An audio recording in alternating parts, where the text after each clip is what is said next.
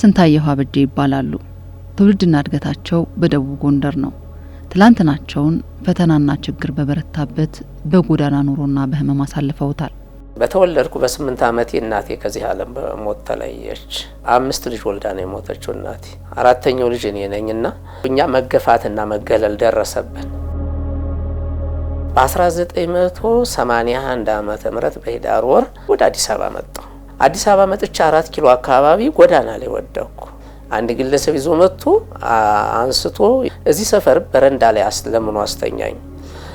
ሳገግም ከጊዜ በኋላ ዘበኝነት 30 ብር ተቀጠርኩ።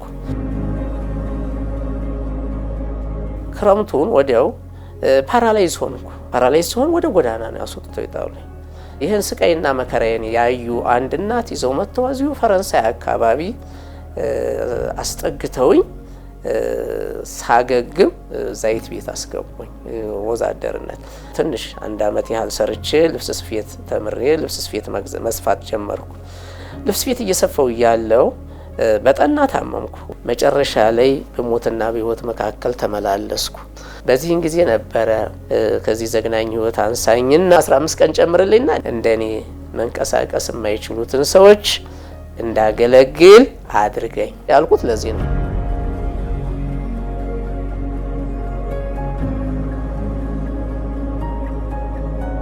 እሳቸው የተጋፈጡትን መከራና ስቃይ ሌሎች እንዳያዩ በርትተው ይሰራሉ። ከራስ ፍላጎት በላይ ለሆነ ዓላማ መኖርን የመረጡ ሰው ናቸው። ኪዳነ ባለ ቀጥታ ባለ 10 ሊትር ጀሪካን ገዝቶ በዛ ከንጥጦ ኪዳነ ጀርባ የጣኒያል ግድብ አለ። ከዛ ዋ እየቀዳ ለነዛ ለደካማዎች ይሰጣቸው ነበር። ህይወት እንዴት ነው የምንተረጉመው ነው? ሁሉ ነገር የሚጀምረው ከዛ ነው። የምኖርበት ትርጉም ለምንድን ነው የምኖረው? ለኔ ህይወት ምንድነው? ኑሮዬ ስኬታማ ነው ምለው መቼ ነው የሚለው ነው። ስለዚህ እሱ የበለጠ ህይወት ስኬትን የሚያይበት የመኖር ትርጉም የሚያገኝበት ለሌሎች መስዋዕት በመሆን ሌሎችን በማገልገል የነሱን መከራ በማጋራት ለነሱ አንድ ቀን መጨመር ምክንያት መሆን ነው ብሎ ህይወቱን ዲፋይን ያደረገ ሰው በቃ አግኝቶታል ማለት ነው። አሁን እኒህ ሰው ከፈጣሪ ጋር የተገባ ቃል በተግባር ሲፈጸም የሚታይበትን ተቋም መስርተዋል። የመሰረቱት ተቋም አድጎ ለአረጋውያን ሁለንተናዊ እንክብካቤና ድጋፍ የሚሰጥ በምስራቅ አፍሪካ ቀዳሚ የሕክምና ማዕከል ለመስራት መንገድ ጀምሯል። ወደ ስራው ሲሄድ ግን ከ9 ወር በኋላ ወገቤን አልኩኝ። ሰዎችን ማንሳት አቃተኝ። በሙሉ የተላላጡና አንዳንዶቹ ባይምሮ ማን ተደፍረው አገኘው። አንዳንዶቹ ደግሞ አይጥ በልቷቸው አገኘው። አንዳንዶቹ ደግሞ ይጭናቸው ተላቆ የተከሻቸው ተላልቆ ከመኝታቸው የተነሳ እዛው በስብሰው ሰው ስለማያቸው እዚሁ ሸተው ሳገኝ ማንሳት ከባድ ነበር። መጨረሻ ላይ ሰዎችን የሚያናሳኝ አጥቼ ሳለቅስ የ14 ዓመት ልጅ ካሳውን ከበደና ንጉስ ያብታሙ የሚባሉ ምን ነው የምታለቅሰው አሉኝ። ሳሳያቸው አለቀሱ። ቤተሰቦቻችን ጠይቀን እንጣ ብለው ወዲያው ጠይቀው መጥተው አብራችሁ ስሩ አሏቸው። እኔ ጋር መስራት ጀመሩ። የ14 ዓመት ልጆች ከነሱ ጋር ሆነን የወደቁትን አንሱ፣ የሞቱትን ቅበሩ፣ የቆሙትን አስተምሩ የሚል ማህበር አቋቋም። ድንገት እዛ ስናገኘው እየተጨነቀ ምናምን ነበር። በፊትም ትንሽ ስለምናቀው ምንድነው ምን እንደሚያስጨንቅ ምናምን ስለው እዚህ ይዘው መጣ ነው። በጣም ልጆች ስለሆነን መጣንና እዚህ ያሳየን። ስናያቸው ሰዎቹ በጣም ፍራሽ ላይ ነው የተኙት። ስናነሳቸውም ሰውነታቸው ብጭቅ ብሎ ይነሳል። እነዚህ ሰዎች አሁን ምን እናደርጋቸዋለን ምናምን ስንል ስለው ያው ግላቸውን እናጥባቸዋለን፣ እንደሳቸውን እናጥባለን ሲል ከዛ ወዲያ እንደዛ ብለን የጀመርነው ማለት ነው። የዶክተር አንሱ ያው ከስንታየሁ ጋር አብረን የመሰረት ነው ማለት ነው።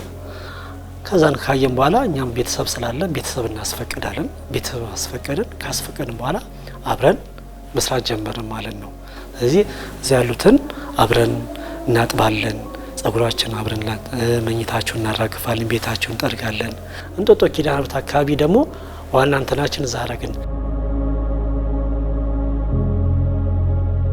በ1990 ዓመተ ምህረት 2 ታዳጊ ልጆች ተጨምረው ህጋዊ ሰውነት ያገኘው የአቶ ስንታየሁ ሀሳብና ለፈጣሪያቸው የገቡት ቃል የገዛቸው መልካምነት ልባቸውን የሞላው የእኛና የቤተሰቦቻችን ነገስ ምን ይሆናል የሚሉ ጥያቄዎች ለራሳቸው የጠየቁ ሁሉ በሙያቸውም በጉልበታቸውም እያገለገሉ የወደቁትን አንሱ የነዳያን በጎ አድራጎት ማህበር እያደገ ጉዞውን ቀጠለ። ከአቶ ስንታየው ጋር ተወቃችን በ1992 ዓ.ም ነው። ከአይምሮ በላይ ነው ያየሁት ነገር በወቅቱ። እና አቶ ስንታየው፣ ንጉሴ ሀብታሙ፣ ካሳሁን ከበደ ናቸው እና ሌሎች ማንን በጎ ፈቃደኛ ልጆች አሉ። አንድ ቃል ግን ገዛኝ። እሱ አድነኝና እንደኔ መገላበጥ ያልቻሉትን ጠያቂ ወገን ዘመድ ያጡትን ሰዎች ላስታም ላገልግል ሚላት ቢግሎ ለፈጣሪ የገባው ቃል በጣም ወደ ውስጥ የገባና እንግዲህ እኔም ለራሴ ቃል ገባው ማለት ነው ባለኝ ነገር ለማገልገል። በአጋጣሚ ነው ወንድሜ ሀመር የሚል መጽሔት ይዞ መጥቶ ታሪኩን አነበብኩና በህመምና በስቃይ ጊዜ ውስጥ ግን አምላኬን ለመንኩ ነው የሚለው። እንደን የወደቁትን ሰብስቤ ተስፋ ሰጥቼ ከዛ በኋላ ቢሙ ከፈለኩ ውሰደኝ ብዬ ለእግዚአብሔር ያው እንግዲህ ጸሎት አደረስኩ ነው የሚለው። ያ ጸሎቱ ተሰምቶ ኖረ። እኔ ሳቀው 17 ዓመት ሆነ ማለት ነው።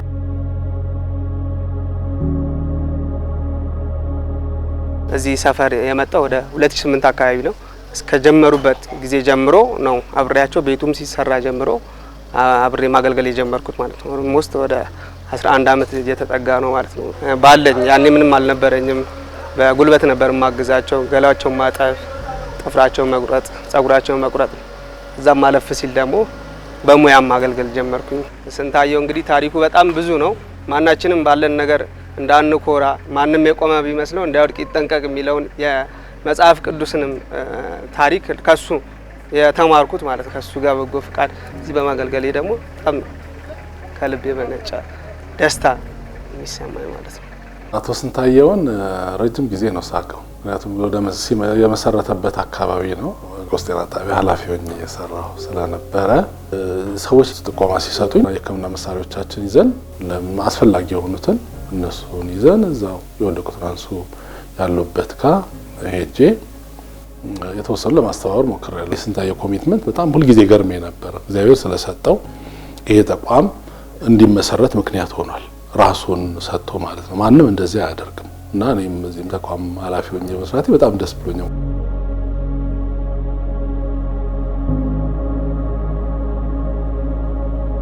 የወደቁትን አንሱ የነዳያን በጎ አድራጎት ማህበር አቶ ስንታየው ሀበጄ የአምላካቸውን ምሕረት ተቀብለው እሳቸው ያዩትን ችግር ሌሎች እንዳያዩ የገቡትን ቃል ለመፈጸም ስራ ከጀመሩበት ከ1989 ዓመተ ምህረት ጀምሮ የቤት ኪራይ መክፈል፣ የንጽህና ቁሳቁሶችን ማሟላት፣ የምግብ ፍላጎታቸውን መሸፈን በእሳቸው ገቢ የሚቻል አልነበረምና የሌሎች በጎነት ሁሉ እየሰራ ዛሬ በርካቶችን መደገፍ የሚችል ተቋም ለመሆን ችሏል።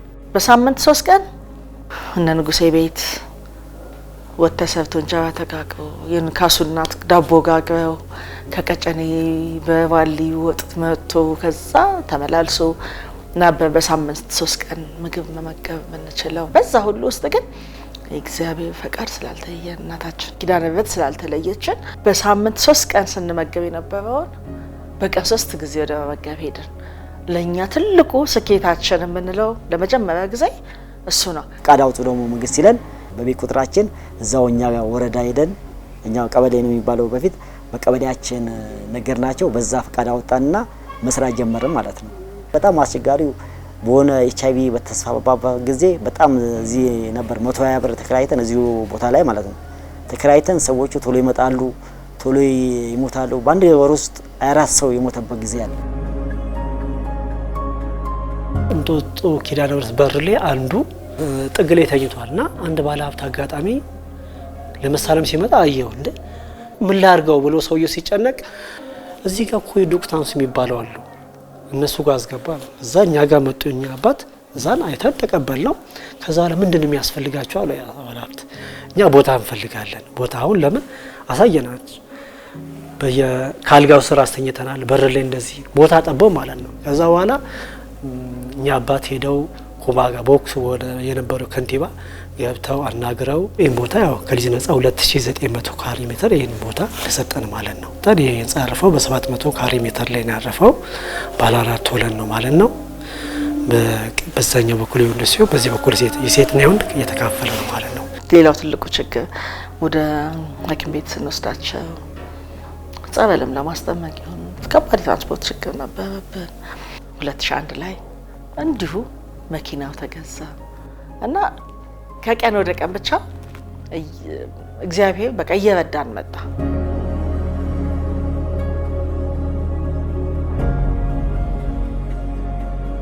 አረጋውያኖች በሚታመሙበት ጊዜ በዚያው በአቅራቢያቸው የጤና አገልግሎት እንዲያገኙ በሚል አንድ ክሊኒክ ለማቋቋም ችለናል። ያ ክሊኒክ አሁን ትልቅ አገልግሎት ይሰጣል። የአረጋውያኖች የጤና ችግር ብዙ ነው። በዛ ዘርፍ የሰለጠነ ጄሪያትሪክ ነርሲንግ አሲስታንት በሚል የነርስ ስልጠና ያላቸውን ምሩቃን ሰብስበን ለአጭር ጊዜ ስልጠና መስጠት፣ ይሄም እንደ አዲስ ሙከራ ሌሎች ብዙ ያልሄዱበት ግን ለሀገሪቷ ሊጠቅም የሚችል ምሳሌ መሆን ከሚል የጀመርነው ነው። በመካከለኛ ክሊኒክ የሚሰሩ ስራዎች አሉና መጀመሪያ ምንድነው የሚደረገው? ሰዎች ከጎዳና ይነሳሉ።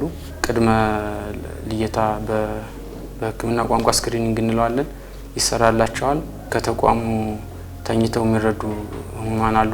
ከነሱ በተጨማሪ ደግሞ ከቤታቸው ሆነው ቤት ለቤት የጤና ችግር ሲገጥማቸው እዚህ መጥተው የሚረዱ ወገኖቻችን አሉና እነሱ ድንገተኛ የሆነ ህመም ሲያጋጥማቸው ወይ ማንኛውም አይነት ህመም ሲያጋጥማቸው ከዚህ መጥተው እንዲታከሙ የሚደረግበት ሁኔታ አለ።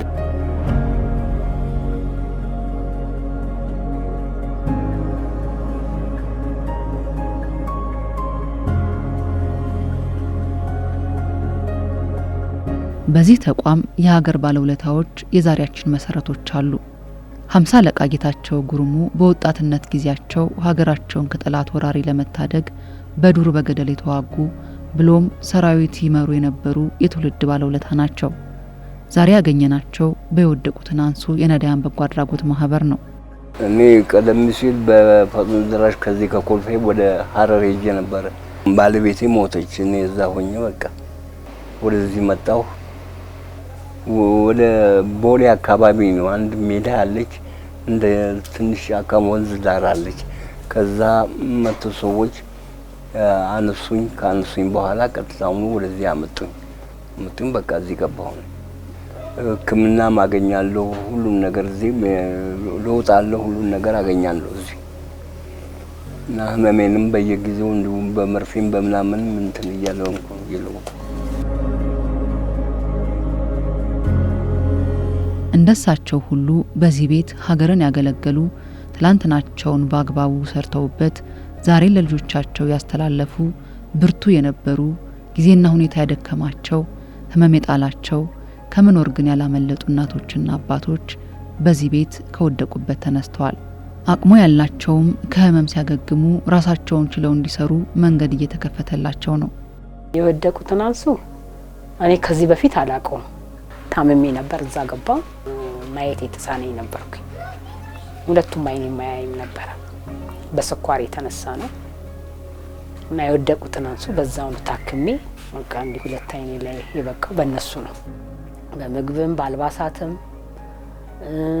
በቃ በጤናም በሕክምናም በቃ እየወሰዱ ነው ያሳከሙኝ እና ክትትሌን ራሱ የካቲት እያመጡኝ አልተቋረጠም። ከመታመሜ በፊት ከዚህ በፊት ወታደር ነበርኩ። በውትድርና ነው ያሳለፍኩት። ከዛ መጣው። ቤተሰቦችም ነበሩኝ፣ ሞቱብኝ። እዛም ልጆችም አሉ ምንም የላቸው። ያው በብስጭት አማካኝነት ከባለቤቴም ጋራ ተጣላው። ለጎዳና የወደኩት እንግዲህ ለዛ ነው። 10 አመቴ ነው እዚህ ቤት። አገሬ ወደ ክፍለ ሀገር ነው። በስራ ነበር ያሳለፉት፣ በሰው ቤት እየሰራው ማለት ነው። በግለሰብ ታመምኩና እዚህ ገባው። አሁን እግዚአብሔር ይመስገን ደህና ነኝ። ጤናዬ አሁን ተጠብቆ ሰላም እኖራለሁ።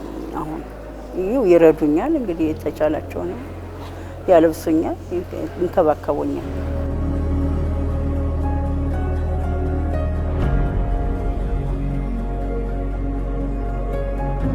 ብዙዎች ተደግፈው ተረድተው ለአንድ ቀንም ቢሆን እፎይታን አግኝተው ያለፉ ብዙ ናቸው። የሰው ቁጥር ትንሽ ሊመስል ይችላል። ከ15,000 በላይ ተገልግሏል። የዳኑ ደግሞ የማህበሩ ተቀጣሪ ሰራተኞች ይሆናሉ። በሞትና በህይወት መካከል ሆነው ገብተው ዛሬ ላይ ድነው አንዷም ጥጦ ኪዳነ ምህረት አስተባባሪ ሆና ተቀጣሪ ሰራተኛ ሆና ተገለገለች። ሻቤ እዚህም እንደዚሁ አለ። ሌላም ልጅ ሌሎችም አይነ ስውር የነበረ አይኑ በርቶለት እዚሁ የተድረው አገልግሎ ከዛ ደግሞ የአይኑ ችግር ተመልሶ ሲመጣ ደግሞ ቦርድ እንዲወጣ ተደርጎ ጡረታው ተከብሮለት ልጆቹን እያሳደገ ደግሞ አሁን ሌላ ይኖራል። እኛ ደግሞ ሌሎችም እንደዚሁ በየሀገራቸው ይገባሉ ድነው እና ለኛ ይሄ በጣም ደስ የሚያሰኘን ነገር ነው። በቅርብ ጊዜ እንደውም አንዲት እህታችን እንደሷ እንደውም አይኗ ሁሉ አያይም ነበረ። እዚህ መታ ነው እንግዲህ በተጣጣ አገልግሎት በሕክምናው በምን አይኗ ማብራት ትችሎ እዚህ እንትን ብላ አሁን እንግዲህ ቤት የተወሰነ እንትን ኪራይ አግዞ መነሻ እንትን ብሎ ራሷን ችላ እንጀራ ጋግራ እንድትሽጥ እና ራሷን እንድትጠቀም ወይ ደግሞ እንድትችል የተደረገበት ሁኔታ አለ። ያው እግዚአብሔር ይመስገን በወረዳው ቤት ተሰጥቶኛል። በክፍለ ከተማው ያው ይሄ ስላለ እነሱ ደግሞ መስራት ትችላለሽ ብለው አምነውብኝ በጠየኳቸው መሰረት ይሄ የምታዩ ማቴሪያል ሁሉ እነሱ ናቸው ያሞሉልኝ። በቃ እንጀራውንም እንድጋገር ምጣዱንም ሁሉንም ነገር እና ከዛ ተሰጥቶኝ ነው እንደ ተረከቡኝ አመጣውኝ ነው እዚህ ቤት ያስከብተውኝ ያው ይከታተሉኛል። አሁን በእንጀራ ጋገራ ነው ምሰራ። 6 ወር እንደተኛው ገላዬንም እያጠቡ ምን እያሉ ያው ለዚህ ደረጃ ደረስኩ እና አሁን እዚህ አሉ የታመሙትን ምንም የሚሉትንም በውሰር ሕክምናም ወስጄ በቃ ማንኛውም ለዚህ ቤት አገልጋይ ነኝ ድኜ ማለት ነው። ፓራላይዝ ሆኜ ነው እንግዲህ እዚህ የመጣሁት። ጌታ የሚያውቀው ነው።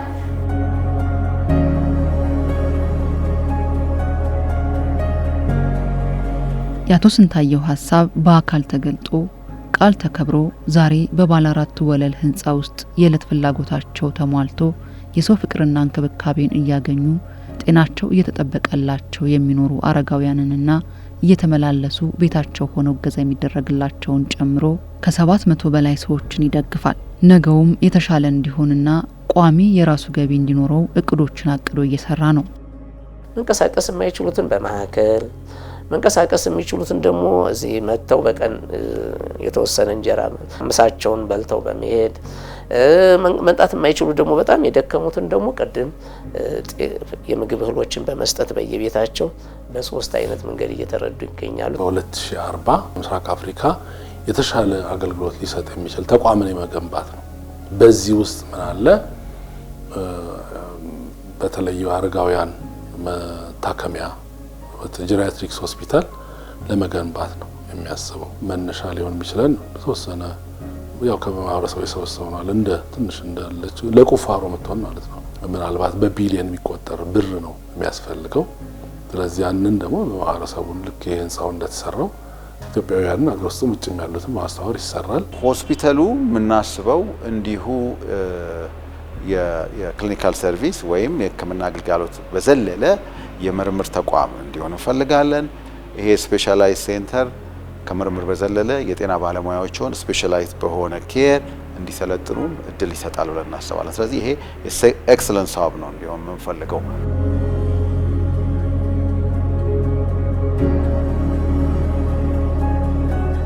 ስንታየው ሰርተው የማይደክሙ በተለይም ደግሞ ከአረጋውያኑና ከህሙማኑ መለየት የማይፈልጉ የተሰጣቸውን እድሜ ለሌሎች በመኖር ነፍሳቸውን የሚያስደስቱ እንደሆኑ አብረዋቸው የሚሰሩ ሁሉ ይመሰክሩላቸዋል።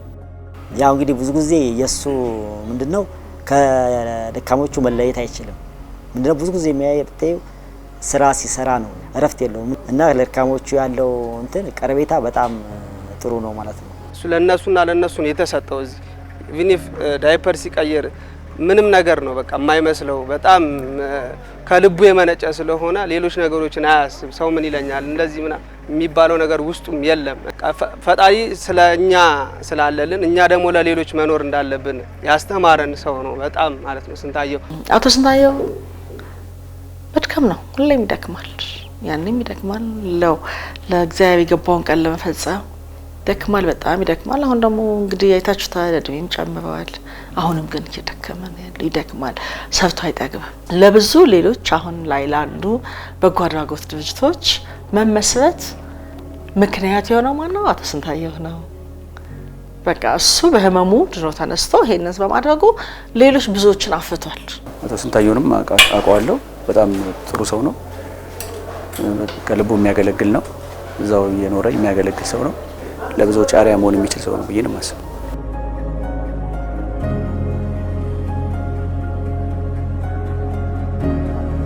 ደግሞ አቶ ስንታየሁ ናቸው እዚህ ያደረሱኝ። እግዚአብሔር ይመስገን። ጸበሉን እያሉ ምን እያሉ መጣ ይጎበኘናል፣ ያየናል። በቃ እኛ እንድንጎዳ አይፈልግም። ለእውነት እግዚአብሔር በታች እሱ ለኛ በቃ ተቆርቋሪ ነው። እንዲርበን እንዲጠማን አይፈልግም። ድርጅቱ ቢያድግ ደስ ይለናል። ወደፊትም ትውልዱ ደግሞ እኛ ስናልፍ ሌላው ይጦርበታል። ከፍ ቢል ደስ ይለናል እንጂ አይከፋኝም። እኔ በኔ በኩል እድገት ቢኖረው ማን ይጠላል?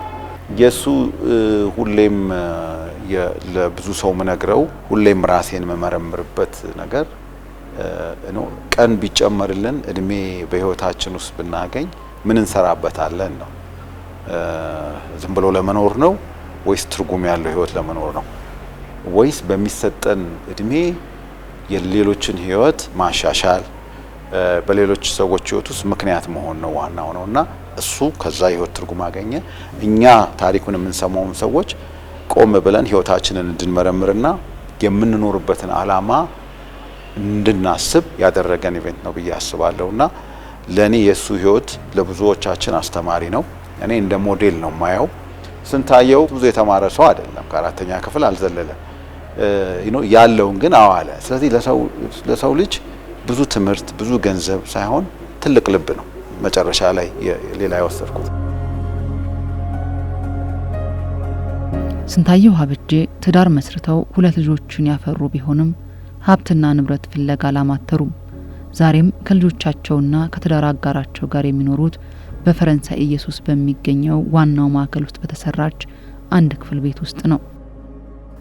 ስለ ቤትም ስለምንም አይስ በግለሰብ ቤት ነው ተከራይቶ የሚኖር እስከ የነበረና አሁን ከአቅም በላይ ሲሆንበት ነገሮች ሁሉ በቃ የምታዩት ነው። የግለሰብ ቤት ኪራይ የምታውቁት ነውና ከተማችን ውስጥ ያለው ነገር በጣም ከባድ ሲሆንበት እዚቹ ግቢ ውስጥ አንድ የተሰራች አለች እንደ ማማ እንደ ጥበቃት ከላይ እሷ ውስጥ እየኖረ ነው ያለው። አሁን ስንታየሁ የሚገርምሽ ምንም ነገር ንቆታል። እሱ የገንዘብን ሀብትን ብዙ ነገሮችን ንቋቸዋል። በቃ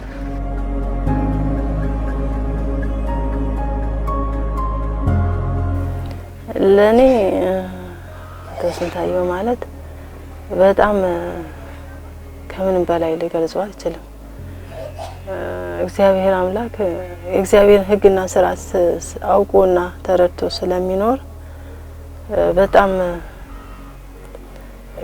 ከኔ አልፎ አይደለም ለኔ ለሌላው የሚኖር ሰው ነው አቶ ስንታየሁ ማለት።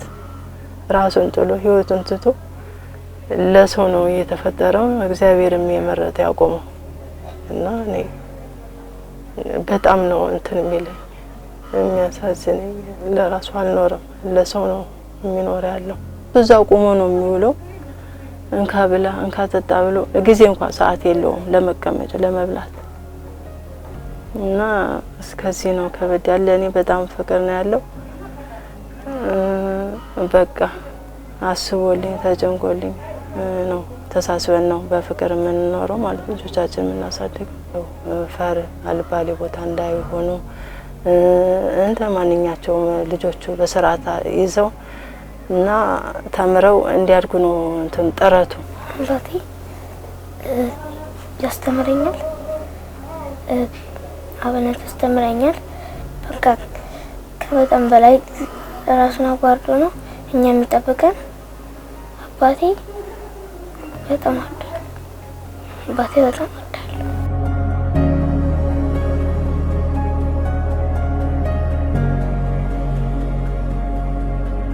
ሰው ካልተሰጠ እግዚአብሔር ካረዳይ ጸጋ ካልበዛ ከባድ ነው እዛ ቦታ ላይ መስራት። 2 አመት ውስጥም ስኖር ብዙ ነገር ነው ያየሁት እና ደግሞ ድርጅቱ መስፋት የሚገባው ነው። በብዙ ነገር መደገፍ የሚገባው ነው። ለምን ብቲ ብዙም ይቀረዋል። እነሱ ያቅማቸውን ይህን ሰርተዋል። መንግስትም ባለሀብትም ማንኛውም ሰው ቢሆን ሂዶ አይቶ የጎደለውን ነገር አይቶ ቢሰፋ ደስ ይለኛል። እኔ ለመጎብኘት ዛሬ መጀመሪያ ጊዜ ነው። ባለቤቴ የፕሮፌሰር የቆየ አበበን የ40 ቀን መታሰቢያ ምክንያት በማድረግ እዚህ ከወደቁት አንሱ ጋር ለማሳለፍ ነው። ይህ ድርጅት መታገዝ ያለበት ብዙ አቅመ ደካሞችን የያዘ ስለሆነ ሁሉም ያቅሙን ቢያደርግ መልካም ነው ብዬ እኔ እመክራለሁኝ። የወደቁት አንሱ በጣም መረዳት ያለበት ድርጅት ነው። ለምን የያዟቸው ተገልጋዮች በጣም የተጎዱ ሰዎች ናቸው። አልጋ ቁራኛ ሰዎች ስለሆኑ በጣም ጥሩ ድርጅት ነው። ሰው ቢያግዘው ደስ ይለኛል። እኔ